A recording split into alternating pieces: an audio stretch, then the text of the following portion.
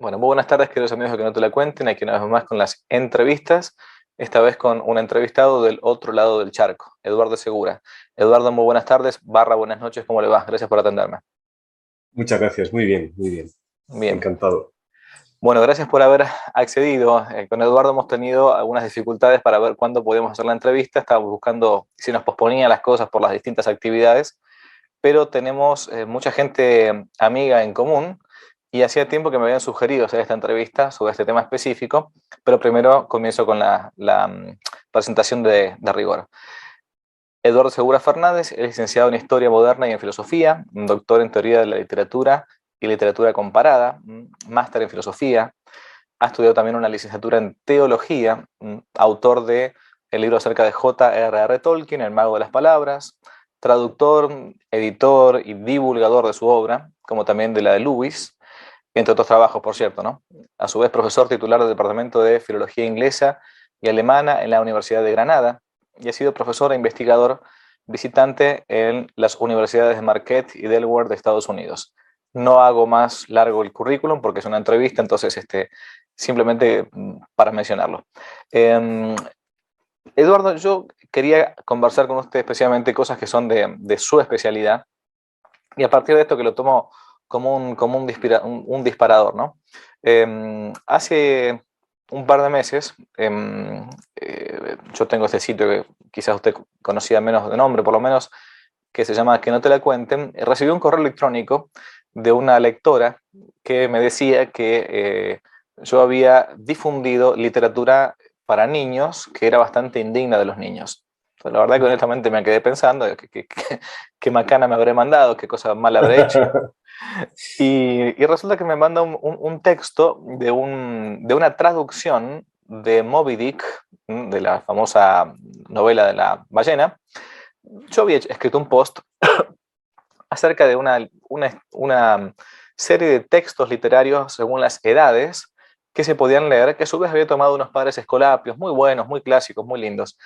Entonces se ve que esta mamá, con la mejor de las intenciones, fue a una librería, buscó un libro para niñas o niños, encontró Moby Dick, y en la traducción, cuando se empezaron a leer en voz alta, tenían el hermoso hábito de leer en voz alta, se encontró con una página que cuando me la mandó, yo mismo me escandalicé, la verdad que y tampoco es que sea tan fácil de escandalizar. Un confesor, un cura que confiesa, no es que Exacto, se escandaliza tan rápido.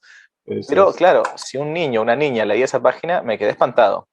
Me tuve que ir a la obra original en inglés y me di cuenta que la traducción que se había hecho había sido una traducción completamente sesgada, sodomitizante, de la época actual, LGBT y no sé cuánto.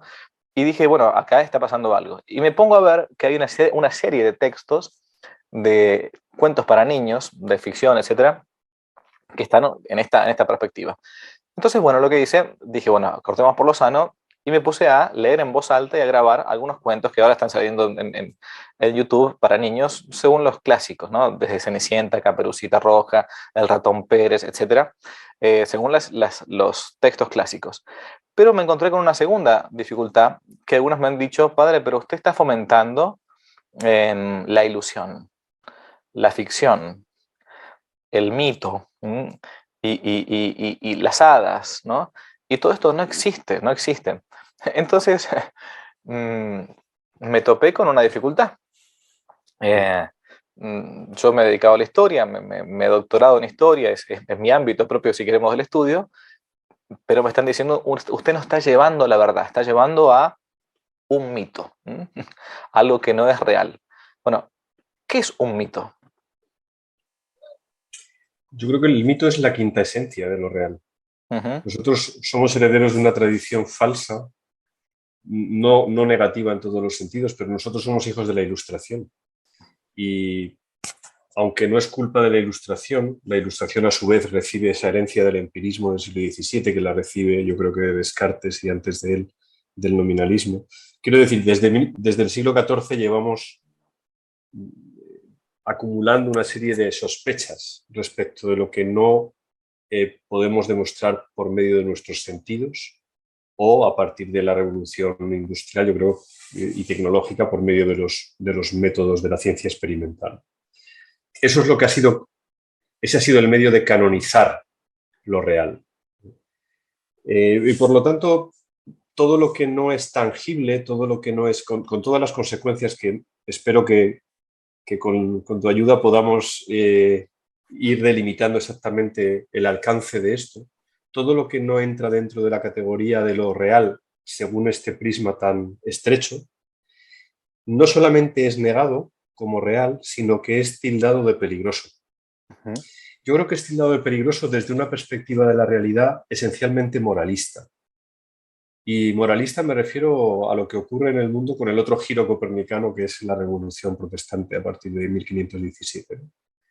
Que luego tiene sus ecos en el puritanismo estadounidense a partir del siglo XVII, a partir de la llegada de los primeros puritanos a Massachusetts en 1620, etc., ¿no? Es decir, eh, hago esta especie de circunloquio porque me parece que es muy interesante señalar que en la alarma que hay detrás de lo que has contado respecto de Moby Dick o de los cuentos de hadas, lo que hay es, para mí lo alarmante, es que se nos ha introducido sin darnos cuenta como por ósmosis un criterio moral respecto de la evaluación de la realidad y no un criterio estético. Y no me refiero ahora al criterio estético respecto de lo que podríamos decir algo vinculado literalmente a la belleza, sino al original, a la etimología de estética, que viene del verbo griego aisthysomai. Y para los griegos, aisthysomai significaba percibir, percibir la realidad y por tanto percibirla también como algo hermoso, como algo equilibrado, ¿no? Eh, entonces, el famoso calonca y simetría, ¿no?, de los griegos, ¿no? Algo que era hermoso y era simétrico y, aunque el canon de belleza no tiene por tanto por qué ser el de Praxíteles, obviamente. Estoy intentando trazar una historia secular de cómo ha evolucionado esa manera de ver la realidad, pero a día de hoy, y quizá a día de hoy más que nunca, lo que ocurre entre determinados sectores de la población mundial, sobre todo en Occidente, es un cierto miedo ante el arte. O sea, se ha cerrado el círculo de la manera más desesperanzadora posible. Y esa manera desesperanzadora consiste en sospechar Ujú. de maneras de mirar el mundo desde la quinta esencia, no desde fuera hacia adentro, sino desde dentro, al modo en que vivifica las verdades perennes la realidad. Y creo que el mito, desde esa perspectiva, es una manera privilegiada de ver la realidad. Y pienso en un caso muy concreto, cuando Jesucristo tenía que explicar las verdades eternas, contaba historias. El Señor era un gran cuentacuentos. Mm.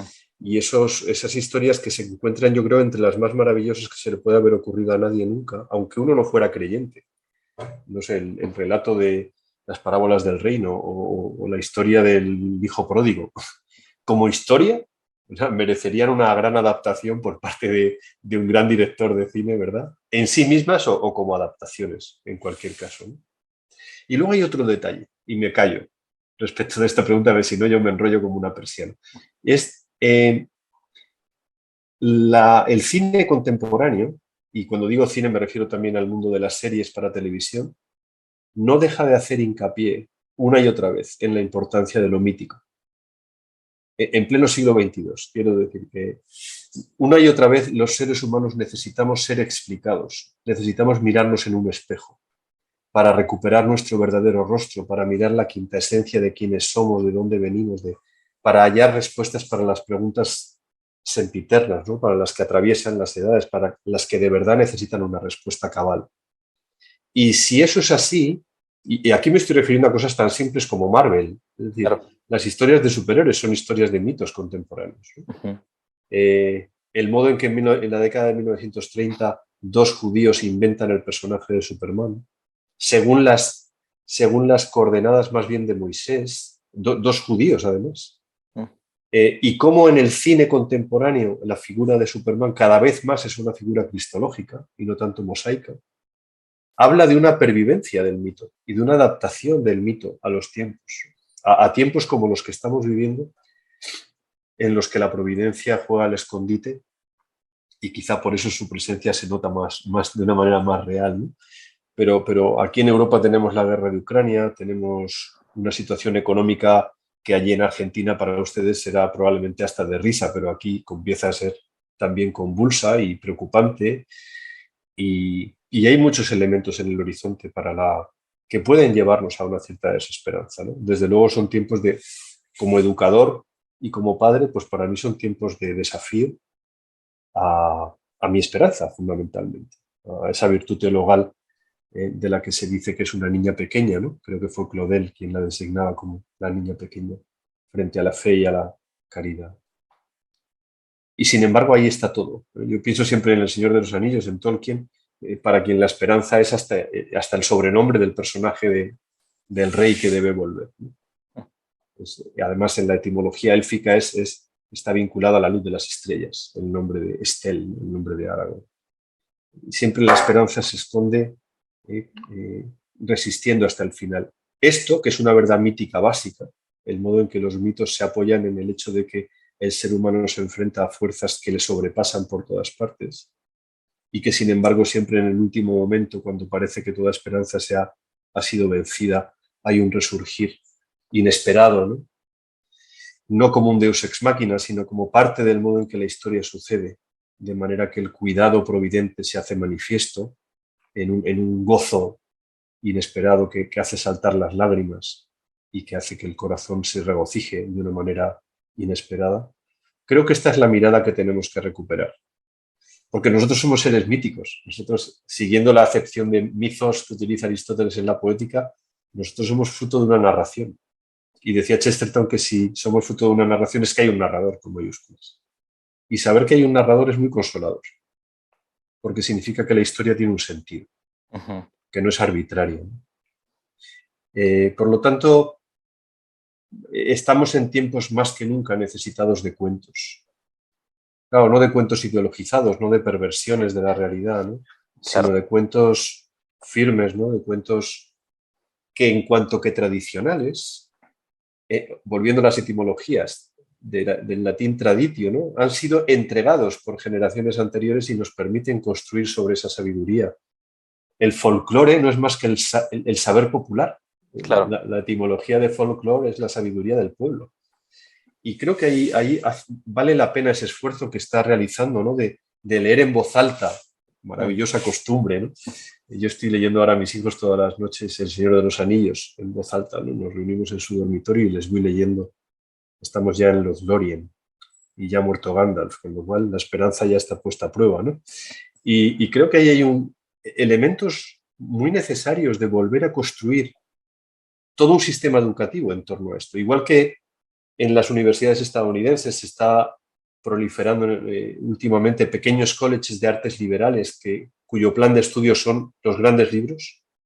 En algunos de ellos ni siquiera hay asignaturas, hay Libros. pues, leer desde la Biblia hasta la Declaración de Independencia, ¿no? A todo, también a Pascal y a Einstein y a Kant, ¿no? y a Newton, y no solamente filosofía y literatura y teología, sino una visión.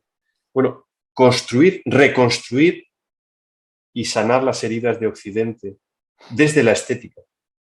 Creo que es una gran invitación a replantearnos las reformas educativas. Acá en España, en mi país, la educación está fatal y cada vez va de mal en peor. Todas las reformas educativas, de cualquier color político, no Sí, hay, sí, sí. todos son culpables a este respecto.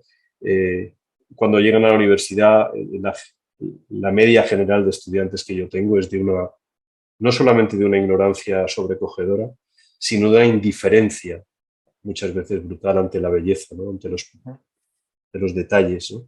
Por lo tanto, urge una reeducación mítica para saber quiénes somos, para saber que nosotros somos hijos de héroes, ¿no?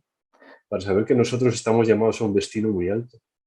Y de eso, como ninguna otra literatura, da cuenta la epopeya, da cuenta la mitología. Justamente a eso quería ir, ¿no? Las grandes civilizaciones, sobre todo de la que somos nosotros justamente herederos, la greco-latina, comienza siempre con un mito fundante, ¿no? O sea, uno se encuentra con, no sé, con la Ilíada y la Odisea para Grecia, o para los aqueos, si queremos de modo genérico, uno comienza va a la Eneida, porque hace falta un mito fundante siempre. La diferencia está en que a veces quizás confundimos la palabra mito, como narración, como recién decía Eduardo, con lo que hoy conocemos como el relato, ¿no? Que son cosas muy distintas que tienen ese sentido, el relato en el sentido peyorativo del término, o sea, hay que querer modificar, como decía Orwell, la historia para para cambiar el presente y dominar el futuro, digamos, ¿no? Pero son cosas bien, bien distintas. ¿Cómo a su vez le explicamos a alguien, por si alguno que está viendo esta entrevista no sabe bien a qué apuntamos, yo recomiendo, si quieren como que hagan pausa, busquen un pequeño fragmento que en el año 2014, si no me equivoco, hizo EWTN en una especie de conversación entre Lewis y Tolkien acerca de lo que es el mito, porque ahí los va a poner un poco en introducción, en órbita, digamos, ¿no? Si alguno preguntase, bueno, pero fomentar estos cuentos de hadas y estos mitos, no en sentido de relato tipo izquierdizante, progre, nada de eso como a veces estamos acostumbrados, ¿no? Sino realmente con lo que se educaban nuestros padres o nosotros mismos cuando éramos pequeños, uno podría decir, pero padre, esto, o Eduardo, ¿no sería llevarlos a un mundo que no existe? De vuelta volvemos con el materialismo cartesiano y que todo lo que es medible, este, pero, a ver, ¿Cenicienta existió o no existió? ¿Blancanieves existió o no existió? Porque no es lo mismo, podemos decir, no es lo mismo Jesucristo, o no es lo mismo el diluvio universal que qué sé yo, que Caperucita Roja. Son cosas bien distintas, porque ambos podrían recibir la denominación de mito, ¿no? Y en el caso de que se fomenten, ¿no? Que lo fomentemos, no estaríamos fomentando una ilusión, una imaginación, algo que no existe, y a su vez después, perdón, si los chicos después se dan cuenta, me lo han dicho una vez, que Caperucita Roja no existió, no podrán hacer sinapsis y decir, ah, si Caperucita Roja no existió, ¿por qué tiene que existir mi ángel de la guarda? ¿Por qué tiene que existir Dios? ¿Por qué tiene que existir Jesucristo? Son preguntas complicadas de sintetizar. Mm. Voy a encomendarme a mi ángel custodio para que me ayude a hacer un intento de respuesta. Yo pienso que en la propia formulación de las preguntas que se nos hacen, creo que laten confusiones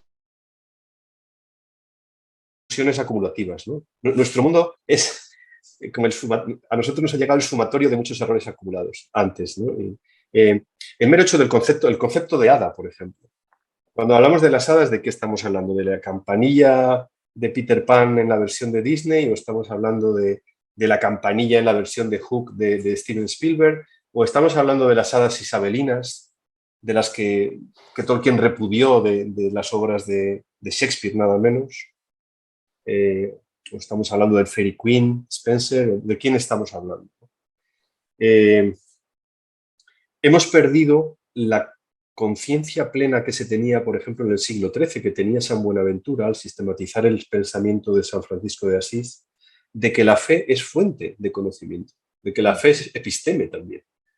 Y por tanto, cuando yo no pongo a la misma altura un hada que a mi ángel custodio, en realidad lo que estoy haciendo es establecer esa coordenada desde un conocimiento que me aporta la fe. Y que a la persona que no tiene fe, porque no la ha recibido, porque no la quiere recibir, pues lógicamente se le plantea como un enigma, ¿no? Se le plantea como algo más oscuro, como un misterio. No estoy hablando del que no lo sé, lo niega o lo combate, sino de la persona que ante esa realidad está en un proceso de búsqueda y todavía no lo atisba. Por lo tanto, para esa persona aún no hay conocimiento de esa.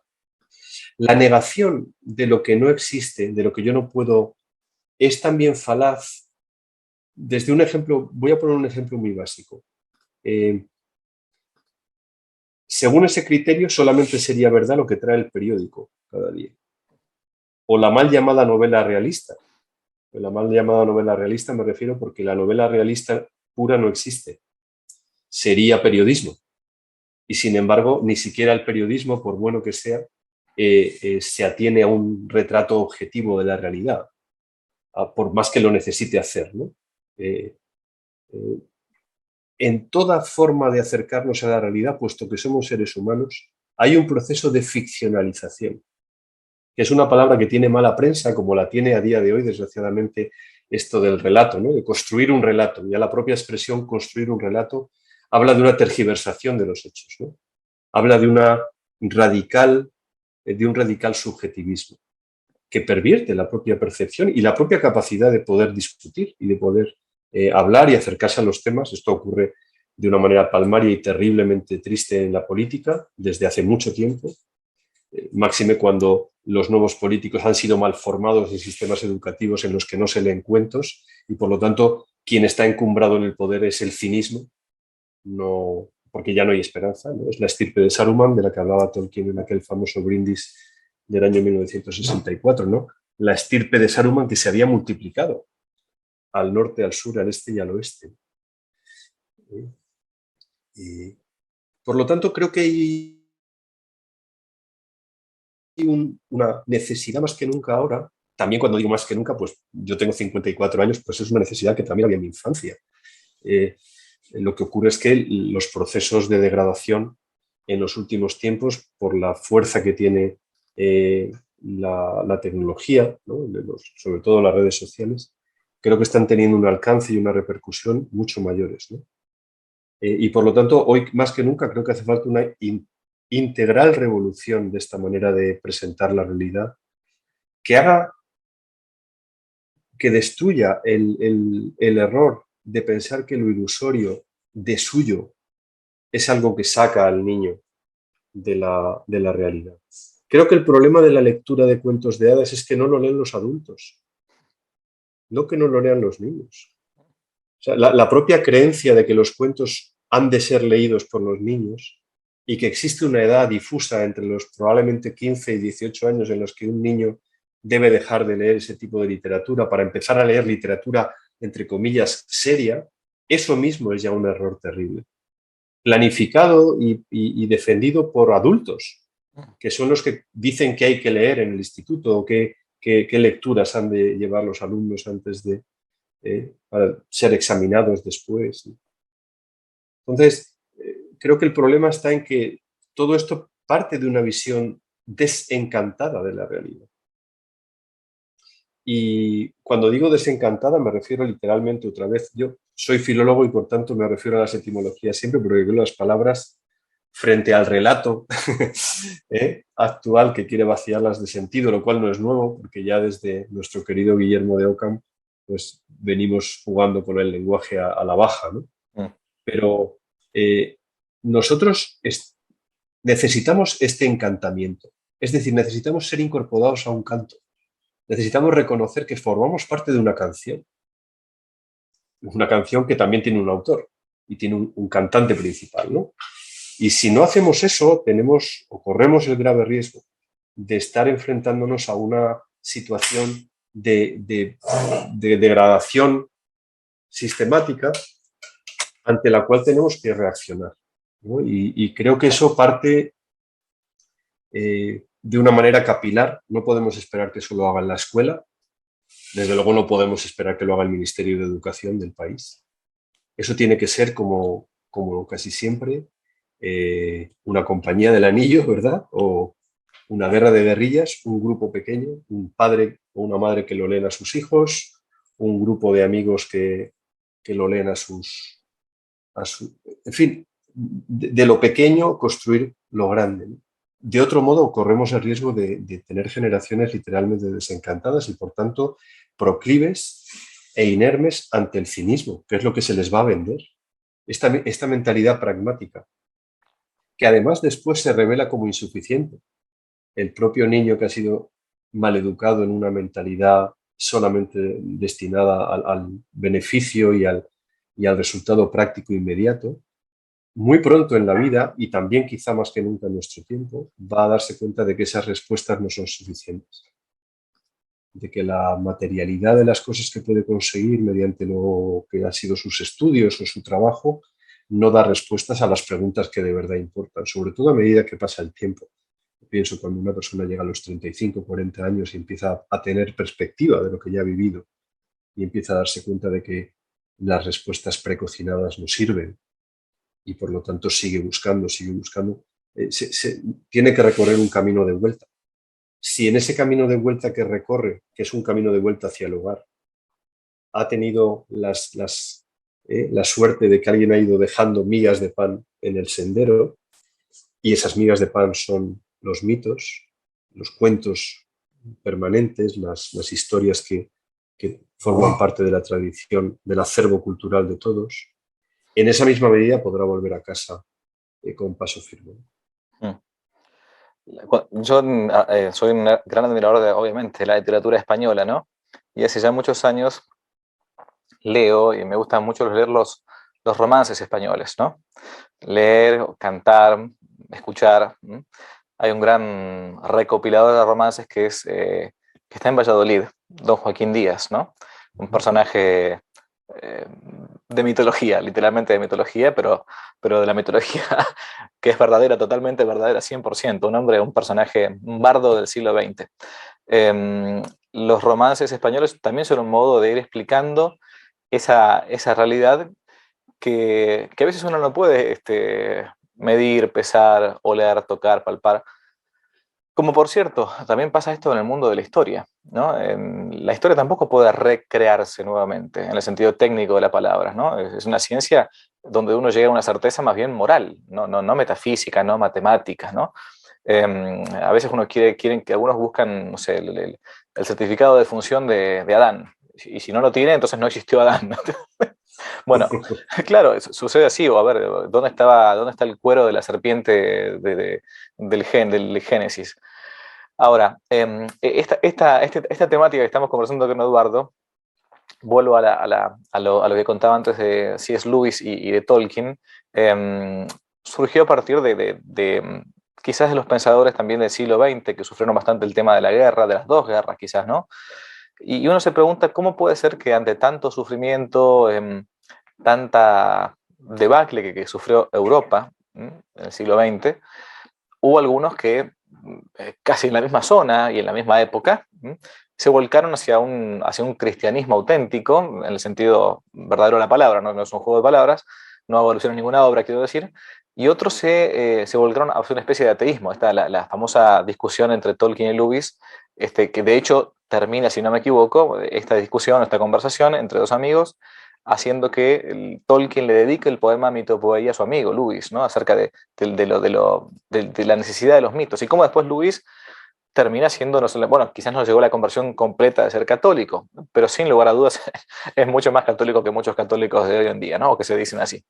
Eh, ¿Cómo hacer para que cuando, ya que usted es un especialista en Tolkien, cómo hacer para explicarle a aquellas personas que nos pueden llegar a decir, no conviene leer a Tolkien porque crea una gran fascinación, porque crea una especie de dependencia casi adictiva, algo análogo a lo que podrían pasar con Harry Potter? Entonces te colocan el tema de Harry Potter al mismo punto, ¿no?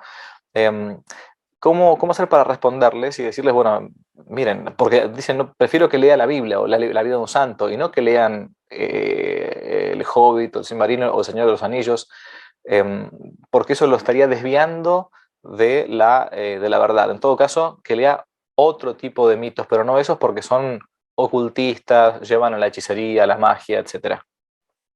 Es una crítica recurrente esta, que se escucha. Bueno, a mí me parece terrible. No sabía de esto. Había llegado a mis oídos alguna cuestión relacionada sobre todo con las historias de Jane Rowling, de Hogwarts.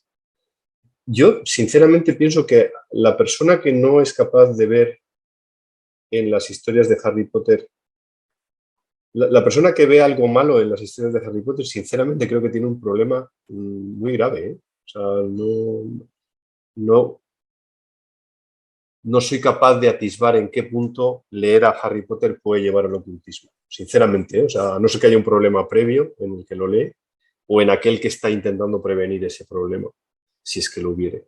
Creo que son historias que no alcanzan, lógicamente, al menos desde mi punto de vista, la altura y el mérito literarios que pueden tener otros autores de la llamada fantasía. Yo creo que no se puede parangonar a Jane Rowling con Tolkien fundamentalmente porque yo creo que Tolkien no escribe fantasía, pero eso nos daría para discutir sobre otro aspecto diferente, ¿no? Pero si nos referimos concretamente a eso, yo creo que el problema está volvemos a la primera pregunta, el problema está en una especie de prevención sistemática respecto del tipo de cosas que pueden llevar a nuestros hijos a la perdición. Entonces, detrás de eso hay una mirada muy estrecha de lo que es el cristianismo. Vamos, de hecho creo que es una visión no cristiana de la realidad. Toda visión de la realidad que parte o que tiene como núcleo una visión moralizante es una visión maniquea de la realidad. O sea, detrás de ese planteamiento lo que hay es una aceptación de que existe el bien y que existe el mal en continua pugna y que por lo tanto hace falta una especie de adalid, de un defensor de la luz frente a las tinieblas.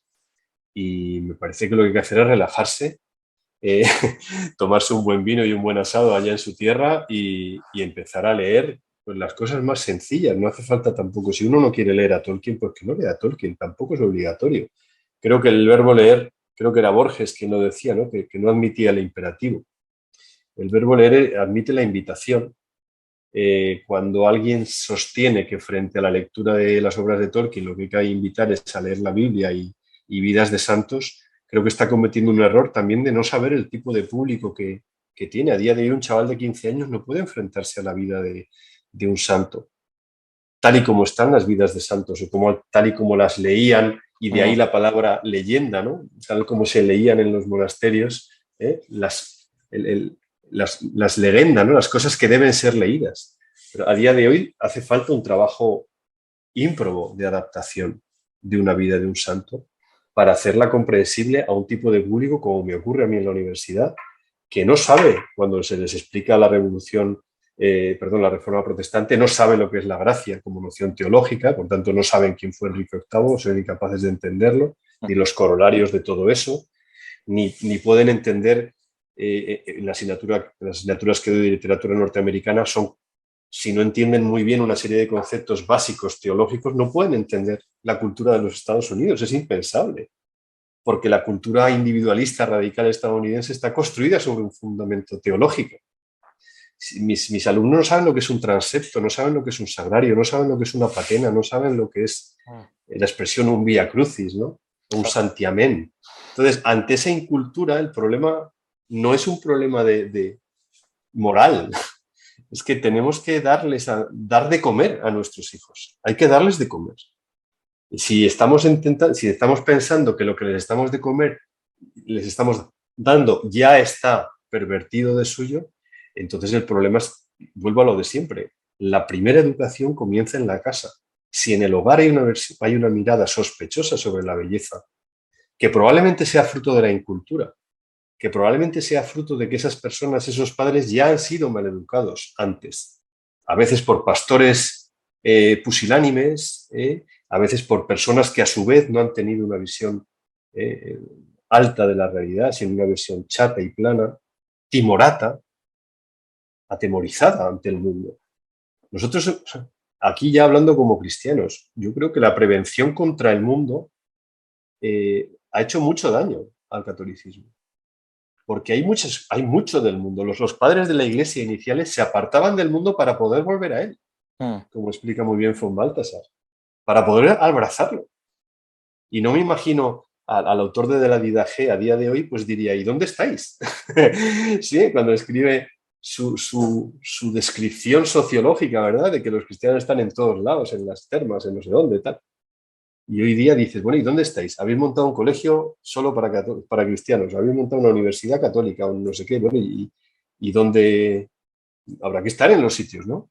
Si no, hemos abandonado, y aquí en España, por ejemplo, cuando la conferencia episcopal pone en marcha una televisión y no dan ganas de verla. Claro. Es una televisión fea, cutre, con películas que no atraen a nadie, con informativos que están sesgados ideológicamente completamente hacia la derecha. Entonces, hablo de estas perplejidades como ser humano y como cristiano, pero me parece que el mal, ese mal que se denuncia desde estas visiones moralizantes, es un mal que está ya dentro de esas personas y que está construido sobre esta ignorancia de la belleza, del valor consolador que tienen las verdades permanentes. Y me parece una soberbia enorme, probablemente desprovista de maldad, pero un orgullo enorme erigirse de repente uno mismo en juez de toda una tradición literaria riquísima, que a su vez entronca con otras tradiciones literarias que parten hacia atrás y llegan hasta Homero y hasta Virgilio, por supuesto, incluso más atrás, ¿no? desechar todo eso me parece no solo un paso en falso y un error casi táctico, ¿no? Sino también una muestra de un orgullo falaz, de un orgullo que debería ser revisado desde una misión más simplemente más chata, más sencilla, más humilde, de aceptar que ha habido mucha gente antes que nosotros que ha sido capaz de engendrar ecos del mito con mayúsculas.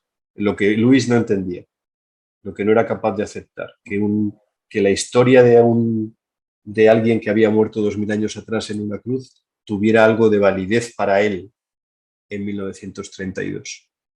Entonces, aparte de que la fe como don ha de ser aceptado o desechado, y por tanto hay una mediación de la libertad y de la gracia en una conjunción que ninguno de nosotros es capaz de evaluar, porque es misteriosa.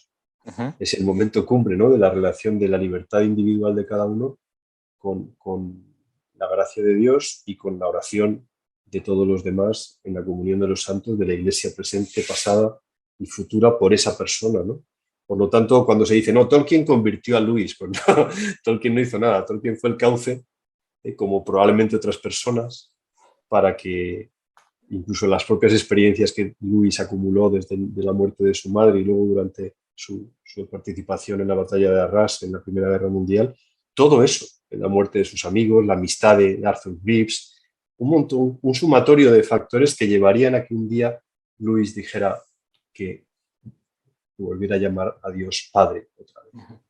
Entonces, el camino que cada uno de nosotros tiene que recorrer, que ya digo es misterioso y estará lleno de distintas idas y venidas y de desafíos a nuestro sentido común, es una historia que Dios escribe con nosotros. ¿Por qué no ayudar en ese camino? ¿Por qué no cargar la alforja del chaval que está empezando a recorrer el sendero con literatura que le pueda alimentar?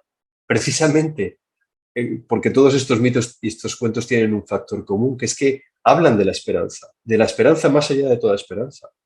Por supuesto que podemos leer la historia de Abraham, incluso la podemos leer como un mito, la podemos leer como una historia. Pero, ¿por qué no dar más historias parecidas a esa, en las que resuene el eco de que más allá de nuestras capacidades hay una fuerza que puede hacer renacer en nosotros lo que ya está muerto, o lo que aparentemente estaba macilento y a punto de deshacerse?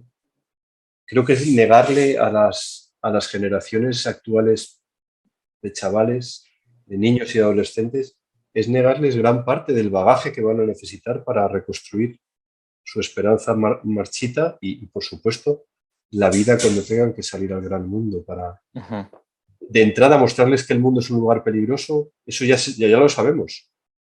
Lo sabía San José cuando se llevó a la Virgen y al niño ¿verdad?, a Nazaret. Ya lo sabía que estaba Herodes. El mundo es un lugar peligroso. Y esa es gran parte de su atractivo. Por eso los mitos son así. Porque nos recuerdan que el mundo es muy, muy peligroso. Porque la belleza es muy peligrosa. La belleza puede hacer a un hombre enloquecer y puede hacer que un hombre vuelva a casa. Por supuesto que sí. Y ahí creo que hay una serie de elementos que hemos perdido de vista porque insisto en esto porque lo llevo clavado en el corazón, hemos insistido demasiado en que la fe cristiana es no hagas esto, es una serie de síes y noes, es la aceptación no de una persona, sino de un código de conducta moral. Y mientras sigamos enganchados en eso, no hay manera de avanzar. ¿Cuál es el criterio que un papá o una mamá que no es filólogo, no es literato, no es traductor de Tolkien, y dice, yo tengo que darle a mis hijos a leer algunos cuentos? Hay algunos síes y algunos noes para decir, bueno, Sí. estos sí los puedo aceptar tranquilamente y con estos tengo que tener cuidado porque pueden llegar a... Existe eso porque la verdad que los niños son esponjas, entonces lo que uno les puede llegar a dar también pesa en la conciencia de los padres, ¿no? Y un papá o una mamá que está mirando puede preguntarse, bueno, ¿existe algún tipo de literatura que yo a mis hijos no conviene que les dé o no conviene que les den ciertas edades porque los puede llegar a confundir o no, o hay que dejar que los niños vayan creciendo según su imaginación? No sabría decir, no creo que haya en el tema de la formación literaria o artística en general, creo que las recetas genéricas no funcionan demasiado bien. Yo tengo 3 hijos. Los gustos literarios de mis hijos difieren de una manera, en el caso de uno de ellos, de una manera radical respecto de los otros 2, ¿no?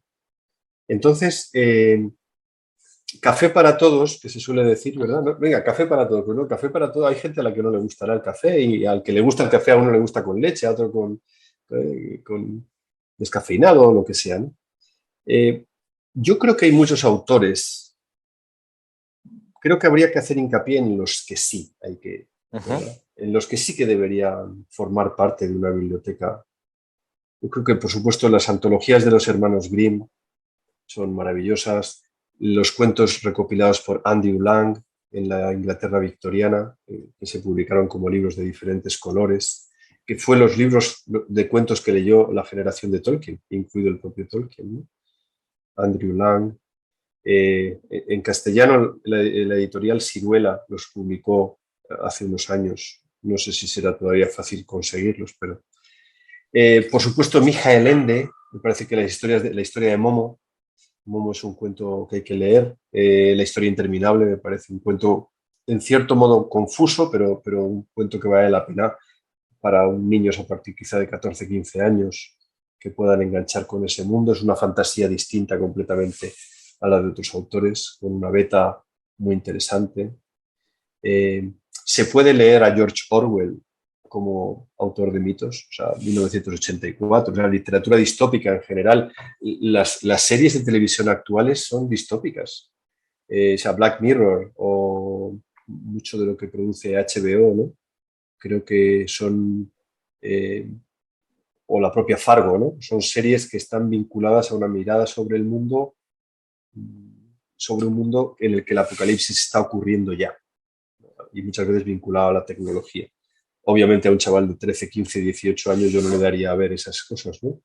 Pero en tanto en cuanto las series son el nuevo modo en que la cinematografía va a influir en nuestras vidas, puesto que el cine, desde mi punto de vista, salvo algunas excepciones, es un arte muerto, creo que es importante formar a las generaciones de nuestros jóvenes en qué tipo de cinematografía es interesante. No pueden seguir vinculados aparte de formarnos en los clásicos, que son permanentes y perdurables, ¿no? En el Hollywood de oro de la década de los 30 hasta quizá principios de los 60, ¿no? A los grandes maestros. Luego hay grandes obras, sobre todo en los años 90 creo que hubo grandes películas. Ahora tenemos un puñadito muy exiguo de buenos directores de cine, de buenos contadores de historias, pero creo que el arte cinematográfico se va a vincular estrictamente al mundo de las series, ¿no? Pero en las series, como los relatos, en este caso puestos en imagen. Creo que es interesante, por supuesto, Tolkien, las Crónicas de Narnia de Lewis. Mi conocimiento es muy limitado. Yo he trabajado sobre todo la tradición británica, la tradición inglesa. Pero hay grandes narradores de historias en los Estados Unidos.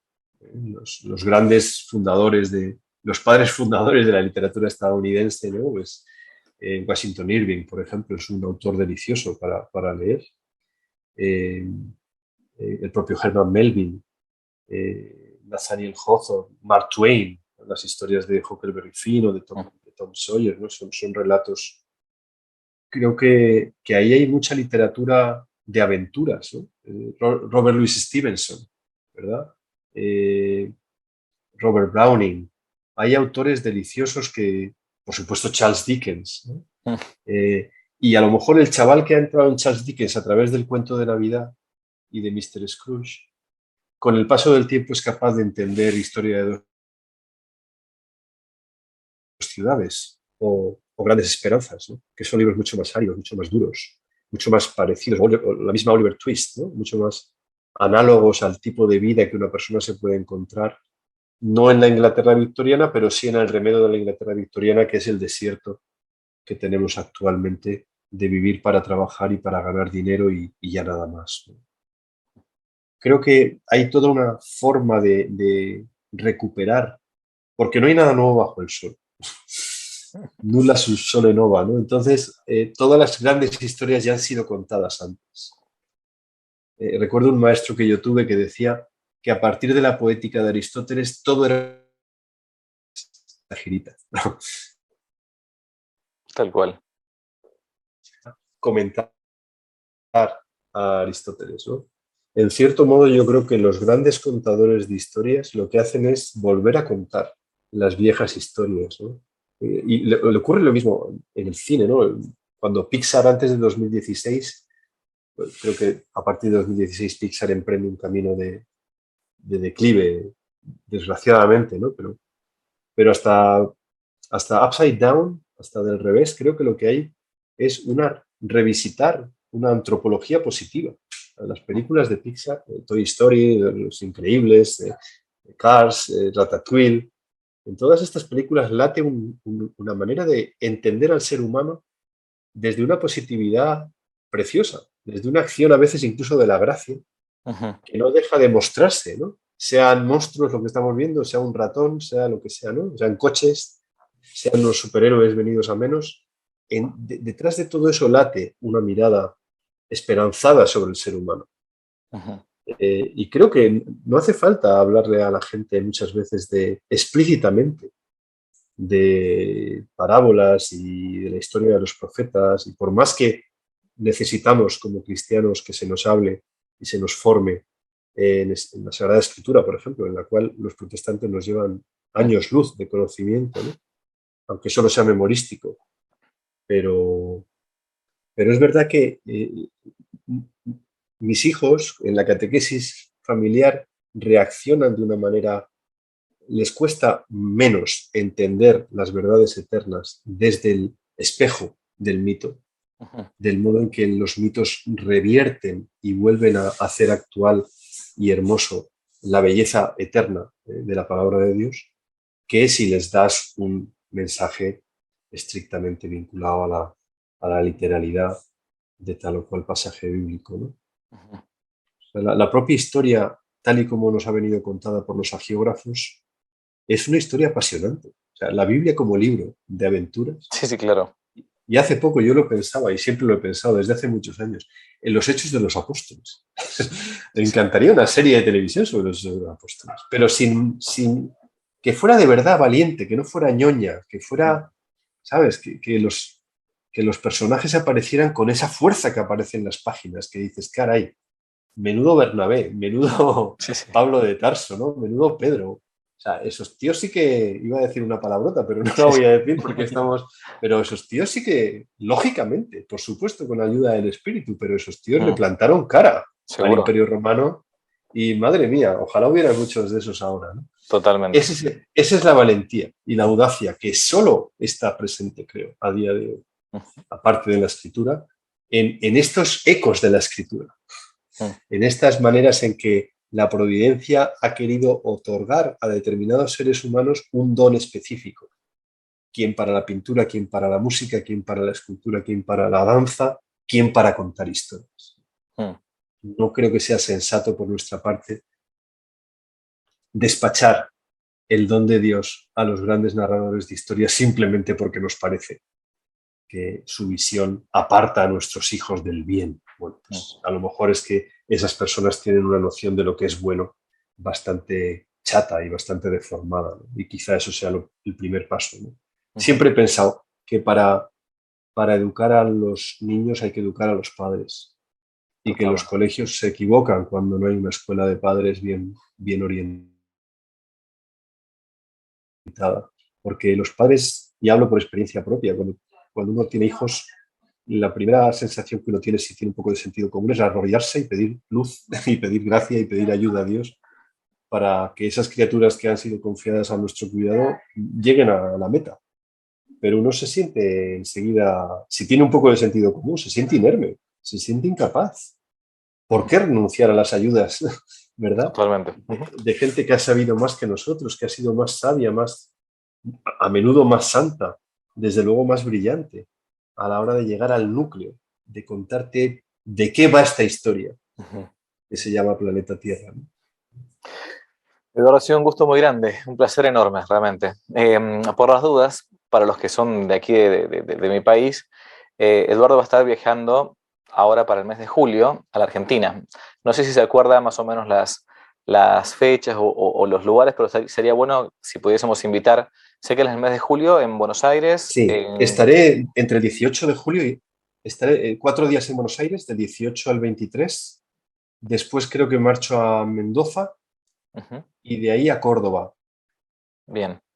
Así que a estar, Pero no estoy seguro del orden de estas últimas dos vamos a, ciudades. vamos a Estaré hasta el buscar día la, 31, más o menos 4 días. vamos a buscar la información y vamos a dejar acá abajo en la descripción de este video para que puedan, si quieren, si aprovechan en Córdoba, en Mendoza o en Buenos Aires, aprovechar para ir a verlo y escucharlo. La verdad que seguramente va a ser un placer como el que acabamos de tener recién. Muchas gracias por todo el tiempo prestado, Eduardo. A ti, Javier. Excelente. Muchísimas gracias a todos. Dios los bendiga. Muchas gracias, Javier. Adiós. Adiós. Si les gustó el video, aparte de suscribirse, activar la campanita y comentar, en la descripción de este video se van a encontrar con el link de la plataforma Patreon, un modo concreto de apoyar este apostolado que intenta hacer una contrarrevolución cultural y espiritual. Dios los bendiga y que no te la cuenten.